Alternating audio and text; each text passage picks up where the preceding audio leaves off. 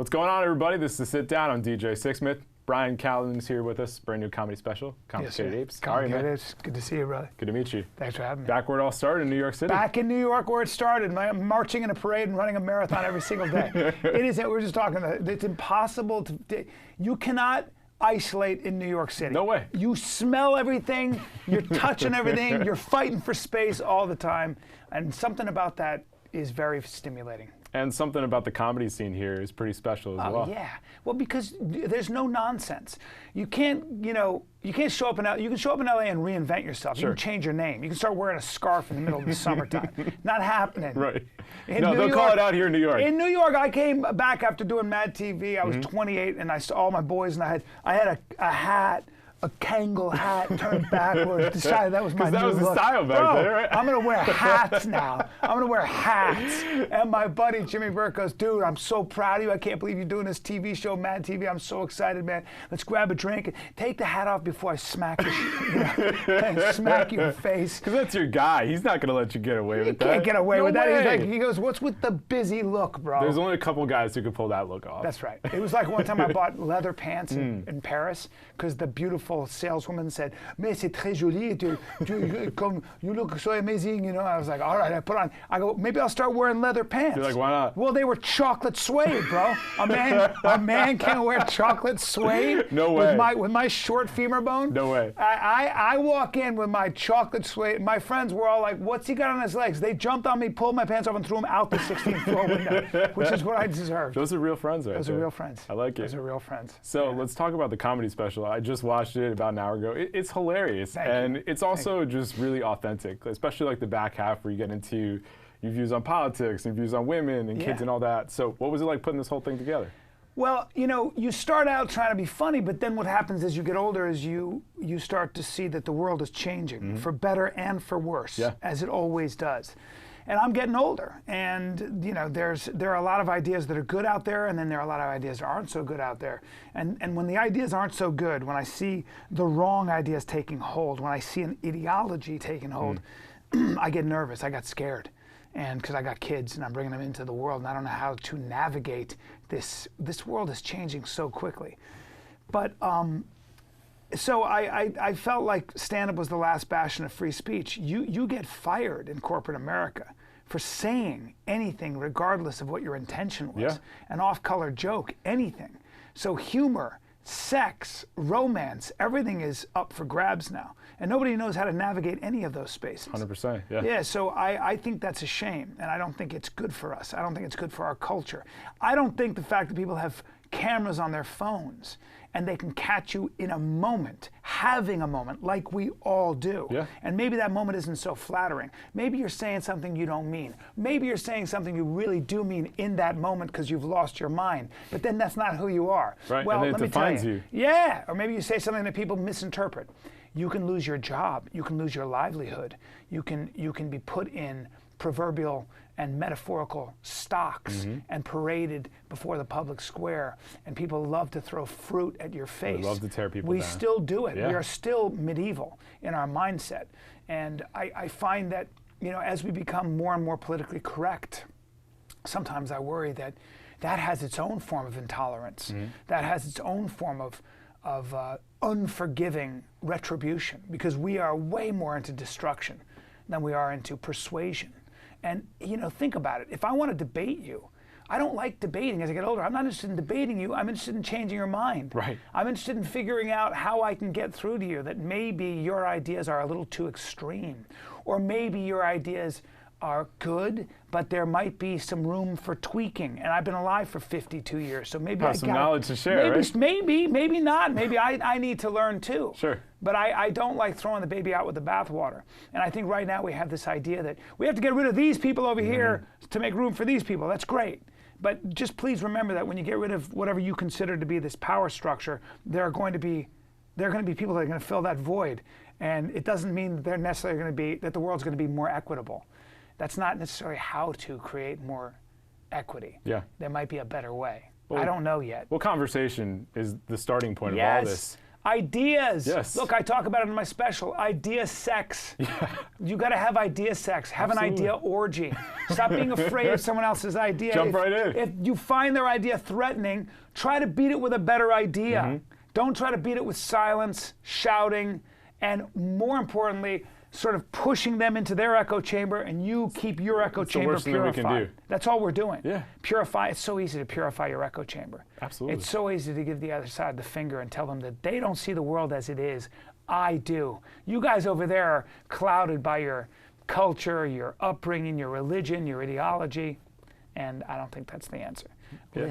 Listen. I liked that George Washington talked about civility. We could use a little bit of that, right? Well, the reason you don't call each other names is because you're not going to have idea sex. You don't have all the answers. Mm-hmm. Look, this world's complicated. I have no idea what to do about gun control. I have no idea what to do about health care. I have no idea what to do with universal basic income. I don't know what to do about the world becoming more automated and people losing their jobs. I don't know. But let me tell you, the way not to solve those problems is to sit with people who agree with you. Right. You're not getting any smarter that way. No, man. Not learning anything. Absolutely not. Yeah. Listen. So that was the basis of the sort of the idea that we turn each other into nouns and human beings are verbs. Complicated apes. I like it. So in your special, you can kind of sense the crowd cringing a little bit with some of the things you're touching on there. Yeah. What was it like playing with that? Because comedy is really the last place they where we all can play love with it. all these Look, topics. I mean, I've performed for thousands and thousands of people all over the country, and my audience is American and very mixed and very, very diverse. Yeah, you're all over the board there. They're just very, and so you look out in my audience, and it's like the United Nations. They all get it. Because they all have a sense of humor. You have to. Because people like to laugh. They're not as precious. We are being hijacked by a small group of extremists on both ends. And maybe even the Russians are getting in there with their bots. I don't know. But it's stay off Twitter. It's false. It's probably a good idea. It's a lie. Yeah. It's a lie. You talk about echo chambers. I mean, that's how you create the ultimate Social echo media, chamber. kiss my ass.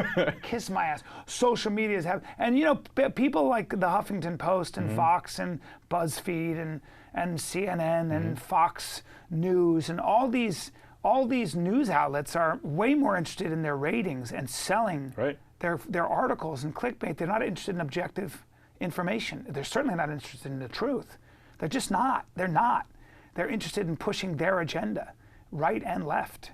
And I don't know what's true anymore. I really don't. I find it very disheartening that I'm having to read the New York Times and the Wall Street Journal and all the different kinds of, and all these different publications with kind of a way more cynical eye than I used Skeptical. to. Maybe I'm just getting older. It could be part of it. Well, you also grew up in an age where social media wasn't a thing. I didn't even know. No, I grew up in an age where we didn't have cell phones. Right. Okay. Yeah. I remember my uncle carrying around a big case, and it was a cell phone. I mean, come on. And what year was this? 1923, I think. Long time. Well, even like Mad TV, you talk about those times. Like, if you're doing Mad TV today, it looks completely different. Oh yeah, bro. We did Schindler's Lost. Yeah. I mean, that got. I think it's on the web. I mean, it's not. You Still can get out on there YouTube, in the deep dark web. But we got word. I think it was from Steven Spielberg or someone who said, if you air that, we're coming for you. Yeah. I mean, we heard it was from Spielberg. Whether that's true or not, I don't know. Right. I was playing Schindler. I got it. I was like, I'm not Jewish, but this is pretty offensive. Yeah. But back then, sketch was dangerous. Right. You're just throwing anything Lorne out there. Michaels was always willing to do crazy stuff. Right. That's why it's still relevant. Maybe less so now, but yeah. Definitely an interesting time. Comedy and art should disturb. It should stir the pot. It shouldn't be something you consume with your milkshake. God, that sounds so deep. Where's my camera? Right here, straight ahead. Good. God, I like saying that directly. I don't even know if I believe what I'm saying, but I do. No, but it's true. It's not going to be easy to digest, right? It should be revolutionary. It's going to be a little rough around the edges. It should shake you up. Yeah. Think about what rock and roll was. Rock and roll was considered subversive. People freaked out over it. Oh my God! It was like, you guys are you're the devil. You're pairing up with the Negroes. Right. That's what they would say. Yeah, you know, it's black. It's anytime somebody comes up with a new idea. I mean, when Einstein came out with his theory of relativity, it was considered Dada science. It was considered Jewish subversive science. It was messing with Newtonian reality. it made people uncomfortable. Yeah. And they didn't know how to respond. Do you like the way I just equated myself with Einstein? I do. I love it. Well, you're a learned guy. You're always reading. You're trying to inform yourself. You better learn and read. You better. You better immerse yourself in the best that's been thought and said. Because if you don't, you will be a victim to forces that at least you won't. You will not be able to delineate between a good idea and a bad idea. Right. And when bad ideas take hold, people die. Yeah. And you lose your freedom. And I really believe that. And history is my benchmark for that. It's my metric. And I think it's very important to read philosophy. Very important, but to read history, and very important to. Read sort of the people that came up with the ideas that we benefit from every single day. Right, our foundational ideas in this country and around the world. The founding fathers, yes, they owned slaves. Yes, this country was founded on, to an extent, certain amount of oppression. But please don't throw the whole thing out. Right. I mean, we also are living in the longest-standing democracy known to the world.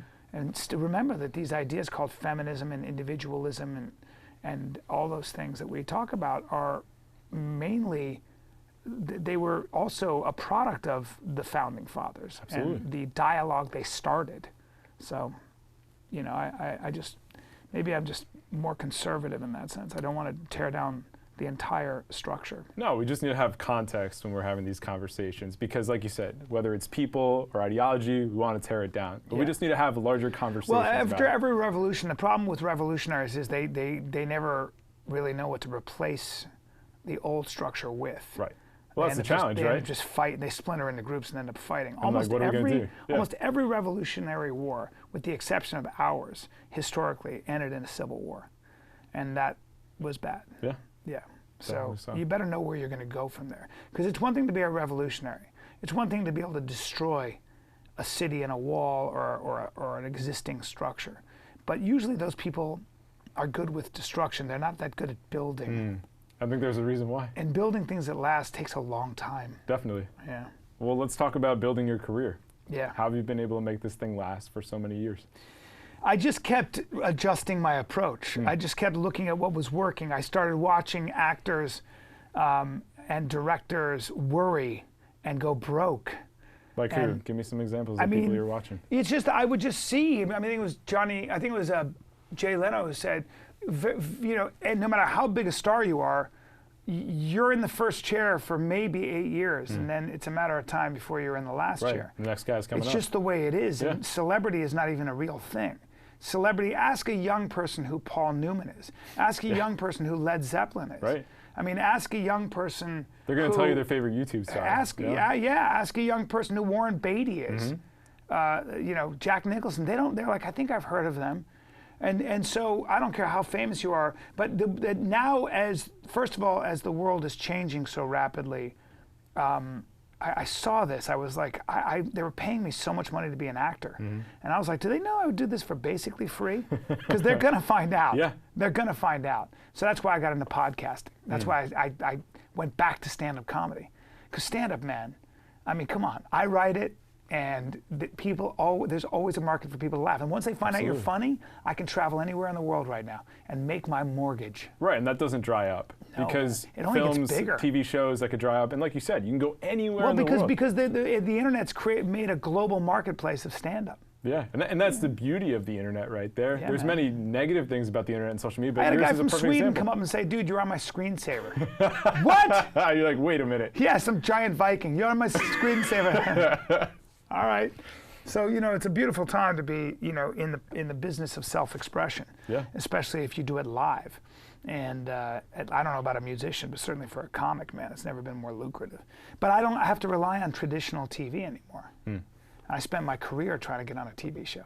I know. And now I'm on one. And now it's totally changed. It's all changing. It's funny how that happens, right? Timing of everything. It's like people know you from the TV show, but how much does that really matter anymore? How many people are actually tuning in every single week at the time when the show airs? It's incredible. Yeah. It's incredible. It's a really complicated so that's how I've been able to stay relevant, I think, just by, first of all, I was very irrelevant for most of my career. When did you become relevant? Because you had the Mad TV thing, and then what else? Yeah, but then I'd spent my 40s in traffic hearing the word no over and over again. A lot of no's in this industry. Then the Hangover came along, and then I started working from there, and then the Goldbergs, and then I get my own spin-off. But it's been a slow burn. Slow burn. That's Dude, a perfect way to describe it. Slow trudge up the mountain. And you know, I do this metaphor. I equate it. I've said this a couple of times, but I equate it with my success, and a lot of success happens at the rate it would take you to kill sparrows with a stone. That's a good way to put it. As they fly by, if you throw stones at every sparrow that flies by, you'd probably hit 2, 3, maybe 5 a year if you're really lucky.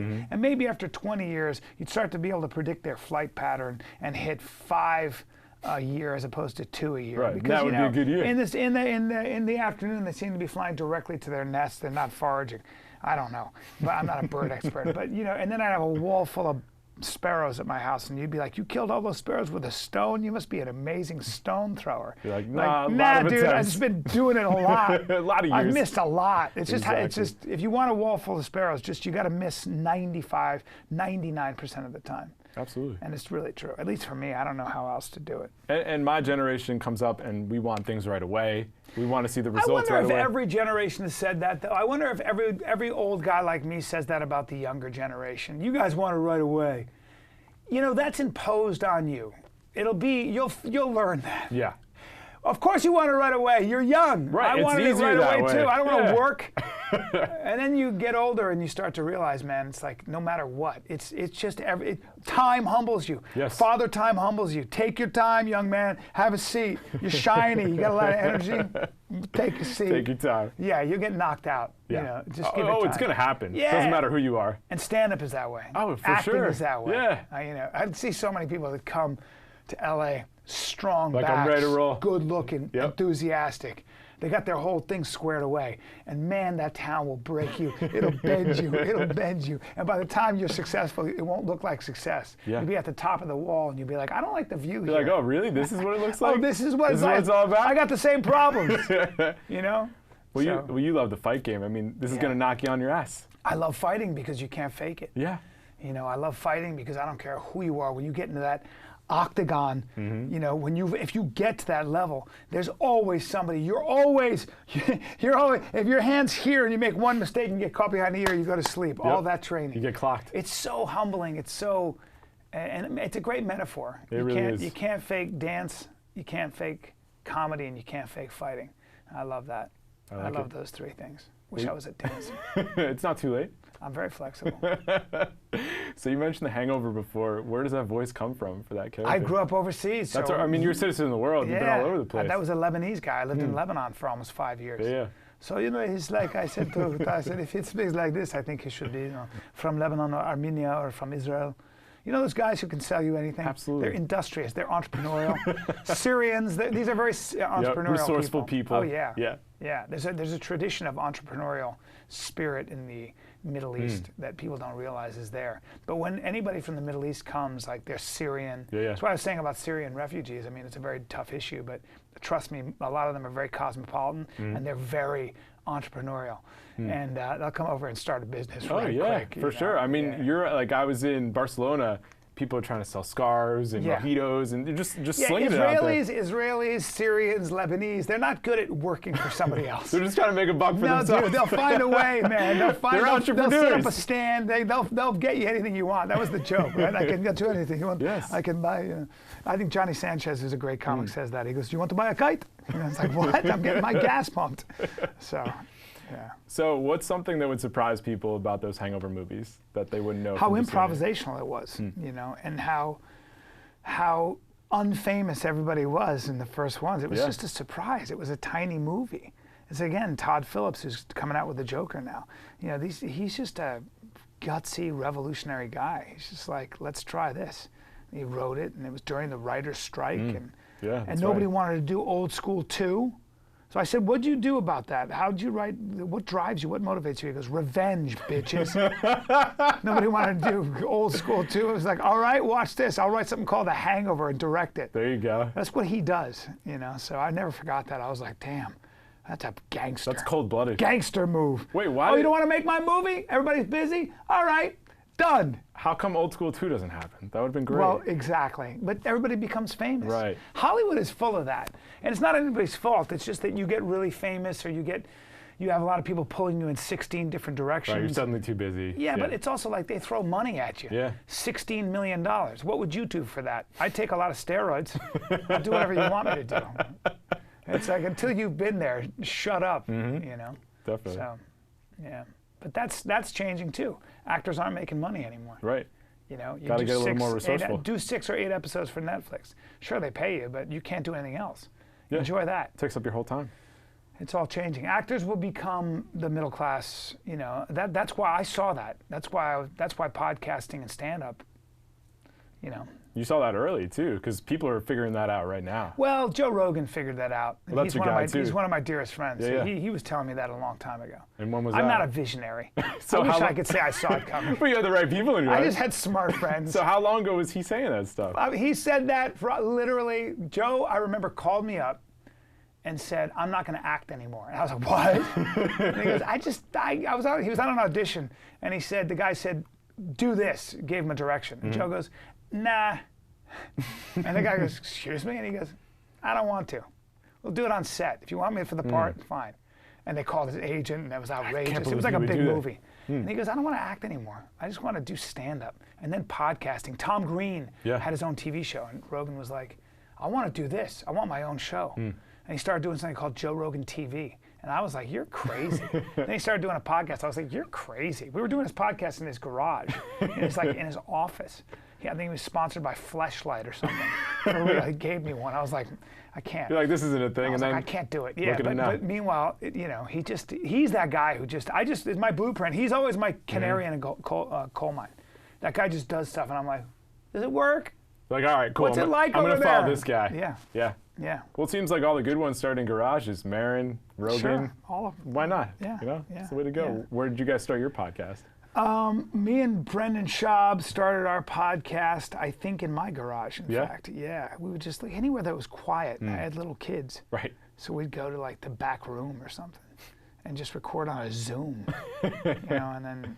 Yeah, and that's how it all starts. Again, Brendan Schaub, pro athlete, now comic. But, you know, that dude like that who was like, "Just keep doing this and do social media." I didn't know what social media was. They would laugh at me. Right. I didn't know how to do Twitter or anything. But I was, you know, I listened. I was lucky enough and you're to willing to adapt also, because some other people wouldn't. Yeah, you have to adapt. Definitely. I'm always looking at that. Now I'm better at adapting. The one thing that old people don't want to do is adapt. Right. It's really hard. Yeah, definitely. But, you know, adapt or die. Adapt or go away. Yeah, and getting the comedy special on Amazon. Great move. Yes. Oh yeah, we're my special is streaming for free now on Amazon. There you go. So, a lot of people use Amazon Complicated every single day. Apes. That's what it is. Yeah. Well, Bryan, it's been a lot of fun hanging out. Thanks, brother. Thanks a lot, man. You make it easy. Yeah, you got it. All right, everybody. See you next time. Here, let's sit down.